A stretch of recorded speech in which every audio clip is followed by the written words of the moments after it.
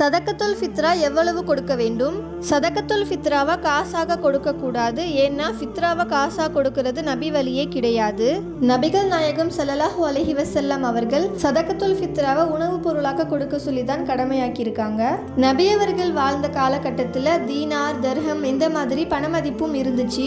அப்படி இருக்கும் போதும் பணத்துக்கு பதிலாக உணவுப் பொருட்களை கொடுப்பதையே கடமையாக்கியிருக்காங்க. நபிகள் நாயகம் ஸல்லல்லாஹு அலைஹி வஸல்லம் அவர்கள் சொல்லியிருக்காங்க, முஸ்லீமாக பிறந்த அனைவருமே சதக்கத்துல் ஃபித்ராவை ஒரு சாவு உணவுப் பொருட்களாக பேரிச்சப்பழம், கோதுமை இந்த மாதிரி உணவு தானியங்களாக கொடுக்க சொல்லிதான் சொல்லியிருக்காங்க. அப்படி பார்த்தா நம்ம நாட்டில் அதிகமாக அரிசி, கோதுமை இதுதான் சாப்பிட்றாங்க.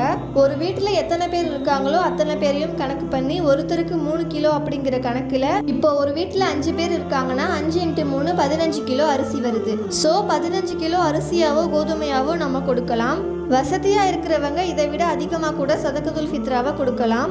ஒருத்தருக்கோ அல்லது 2-3 பேருக்கோ பிரிச்சு கூட நம்ம கொடுக்கலாம். பெருநாளுடைய முக்கியமான கடமையா இது இருக்கிறதுனால நபி ஸல்லல்லாஹு அலைஹி வஸல்லம் அவர்களின் வழியை பின்பற்றுவதே நமக்கு சிறந்ததாகும்.